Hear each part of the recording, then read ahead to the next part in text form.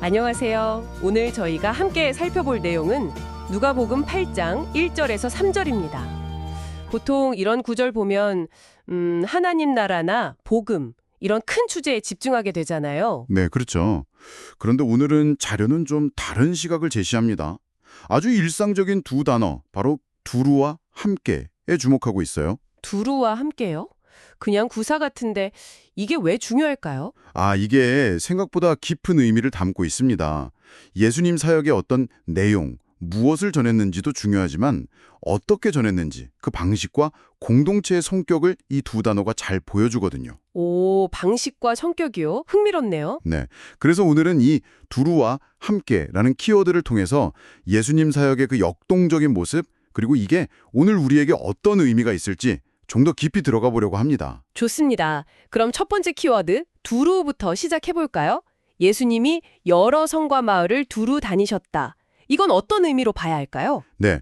이게 단순히 여기저기 다니셨다, 이걸 넘어서는 의미가 있어요. 예수님이 인기가 많아져서 사람들이 막 몰려들 때도 있었잖아요. 네, 그랬죠. 근데 그때도 가만히 앉아서 기다리신 게 아니라는 거예요. 오히려 더 적극적으로 도움이 필요한 사람들을 찾아서 직접 움직이셨다는 거예요. 밖으로 나가신 거예요. 아, 찾아가는 사역이었군요. 그렇죠. 이 두루라는 말이 바로 그걸 보여줍니다. 복음이 어떤 특정 장소, 도시냐, 시골이냐, 혹은 특정 계층, 부자냐, 가난한 자냐, 이런 데 갇히지 않는다는 것. 그 보편성을 예수님이 직접 몸으로 보여주신 셈이죠. 경계를 계속 넘어서신 거예요. 능동적으로요.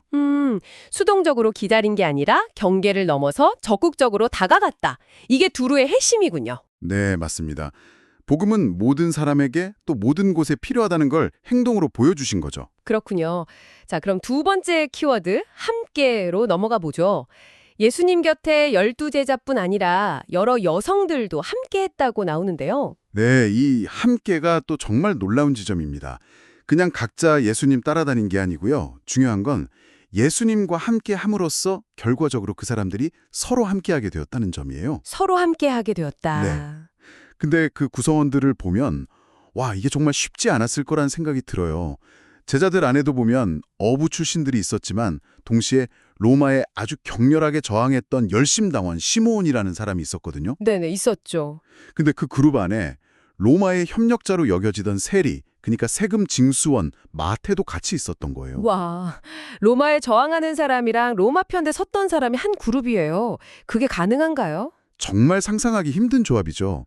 물과 기름 같잖아요. 근데 여성들의 경우도 마찬가지로 극적이에요. 여성들은 어땠는데요? 예를 들면 과거에 아주 큰 고통, 성경 표현으로는 7 귀신 들렸던 막달라 마리아가 있었고요. 또 다른 한편으로는 헤롯 왕가의 재정을 관리하던 아주 높은 관리, 구사라는 사람의 아내 요한나도 함께 있었어요. 아, 정말 사회적 배경이나 개인적인 경험이 너무 다른데요. 그렇죠. 너무나 다른 사람들이 오직 예수님, 그 한 분을 중심으로 모여서 함께하게 된 겁니다. 듣고 보니까 정말 보통 공동체는 아니네요. 근데 어떻게 이렇게 다른 사람들이 정말 함께 할 수 있었을까요? 비결 같은 게 있었을까요? 이 자료에서 몇 가지 점을 짚어주는데요. 첫째는 내가 예수님과 함께하고 싶다면 그분 곁에 있는 다른 사람들과도 함께해야 한다는 걸 받아들여야 한다는 거죠. 내가 좋아하는 사람만 골라서 함께할 수는 없다는 거예요. 아, 선택적 교제는 안 된다는 거군요. 네. 둘째는 내가 중심이 되려고 하면 이게 깨진다는 겁니다.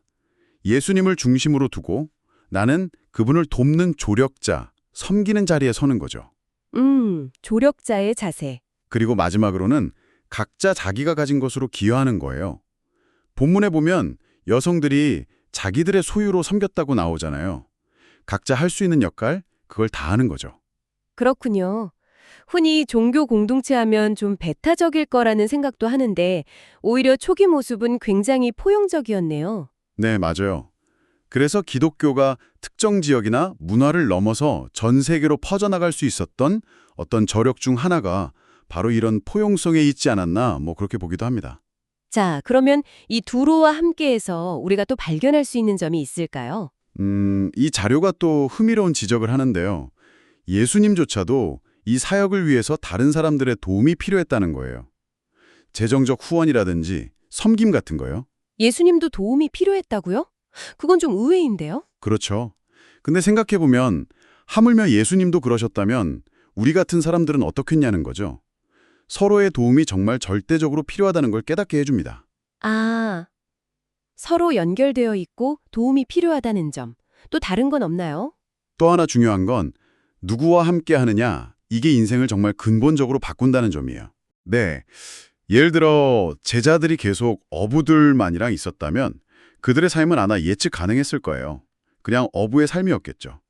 그런데 예수님과 함께 하면서 그들의 생각, 꿈, 뭐랄까 인생의 방향 자체가 완전히 달라진 거잖아요. 그렇죠. 완전히 다른 삶을 살게 됐죠. 특히 막달라 마리아의 예를 보면 더 강력해요.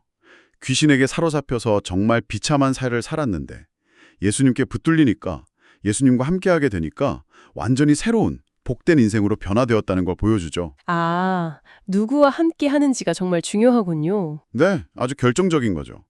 자, 그럼 정리를 좀 해볼까요? 오늘 살펴본 내용은 누가복음의 짧은 구절이지만 그 안에 두루와 함께라는 두 단어를 통해 예수님의 사역이 단순한 메시지 선포가 아니었다는 것. 네, 모든 경계를 넘어서 적극적으로 다가가고 두루, 또 도저히 섞일 수 없을 것 같은 다양한 사람들을 하나로 묶어내는 함께, 그런 역동적이고 포용적인 과정이었다는 걸 보여주네요. 정확합니다. 그래서 마지막으로 이 자료는 우리 각자에게 이런 질문을 던지게 만드는 것 같아요. 어떤 질문이죠? 당신은 지금 무엇에 가장 깊이 사로잡혀 있습니까? 혹은 당신의 시간과 마음을 가장 많이 쏟으면서 누구와 가장 가깝게 함께하고 있나요? 아, 내가 무엇에 그리고 누구와 함께 하는가? 네, 제자들이나 막달라 마리아에게 예수님과의 함께가 인생의 결정적인 전환점이었던 것처럼 지금 당신이 함께하고 있는 그것, 혹은 그 사람이 당신의 삶을 과연 어떤 방향으로 이끌고 있는지 한번 진지하게 돌아보게 만드는 거죠. 꽤 의미심장한 질문이라고 생각합니다.